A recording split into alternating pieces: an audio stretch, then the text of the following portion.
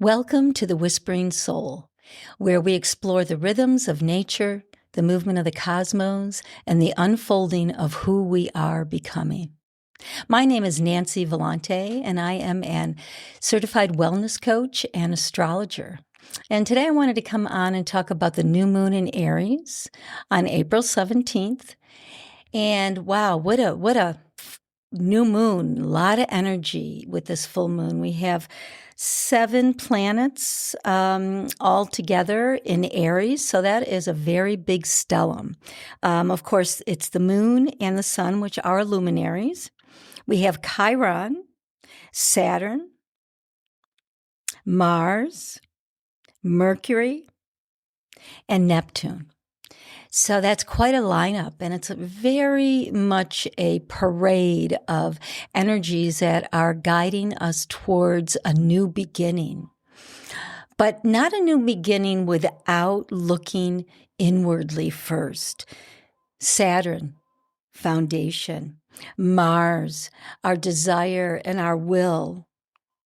Mercury, how will we communicate?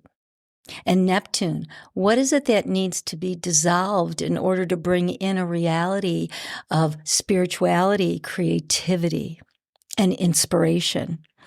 We have Chiron, which is so beautiful right now in this new beginning in Aries. Chiron in Aries of healing what is inside and in relationship to the outer world. And then, of course, again, we have our sun and our moon. So I want to start out with perfection. Perfection was never the goal. It is an illusion to outgrow. Wholeness is not fixing, refining, or becoming better. I'm learning that so deeply in my life right now. Not to fix. That's so hard. But this new moon in Aries is reminding us that wholeness begins with courage, not control. Aries doesn't wait to be ready. It moves. It initiates. It trusts the first spark. It seeks to embody identity and communicate the vision with authenticity. And our identity can change as we grow. It becomes more of a deeper experience in how we express ourselves. And maybe that's the medicine. Not perfection, but permission to begin exactly where I am. The most beautiful mantra of Aries, the first house where Aries house, that's Aries' house in the zodiac sign. And that house says, I am. It's the beginning of individuation over and over and over again to who we are in the present. So our perfections become a portal, a doorway, raw, alive, honest spaces where the mind, body, spirit, soul meet without armor. Lack only exists when we cling to old identities, stories shaped by fear that once protected us, but now keep us from expanding. So when we cling to our old identities and our fears that once shaped us, we lose track of who we are. We do get lost. But, those fears and identities, we don't want to say they weren't needed because they were at that point in time in our development, right? They protected us. They guided us. But we have to become mindful and conscious when to expand and let go so we can gain a greater and wider perspective of not only ourselves, but others. So this new moon suggests letting go of the pressure to get it right. We can be mindful of the pressure. Definitely. That's what gives us the impetus to move forward and then choose to move instead.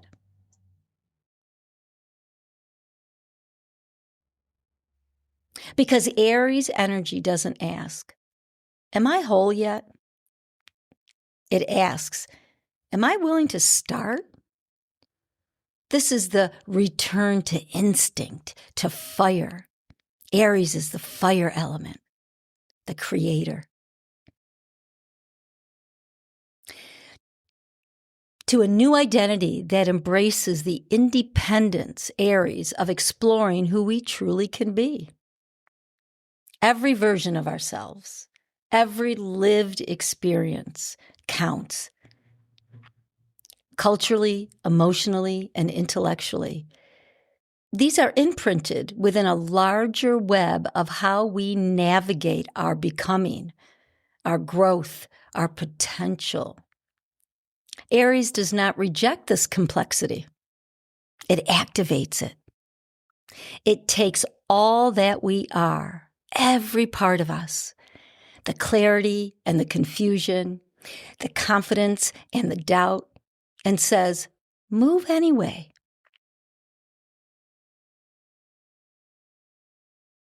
This is where the idea of wholeness can shift. We are not moving toward wholeness through correction, so to speak, more of a shift. We are expressing wholeness through participation, through action, through presence, through the courage to engage with life as it is unfolding here, right now. Even the past begins to soften under these lenses of perception, of feeling, of reflection. We no longer return to fix ourselves or to measure our distance from perfection. We've all done that. I raised my hand 2, 3, 4 times. What a lesson that is. But we return with awareness to gather insight, to reclaim energy, to integrate. So important. Integration. And then, like Aries, not recklessly, but instinctively. This is intelligence in this kind of movement. Excuse me, let me repeat. There is intelligence in this kind of movement. There's a somatic knowing, a deep internal alignment that we strive to connect with. This cannot be assessed through overthinking alone. This is the dance between ego and soul. And an ego that is placed in a well-nourished body and nourished on all levels, emotionally, intellectually, physically, and spiritually. Then the soul can shine through and express all of what is needed in order to be authentic. So during this new moon, let's not become perfect. Easier said than done.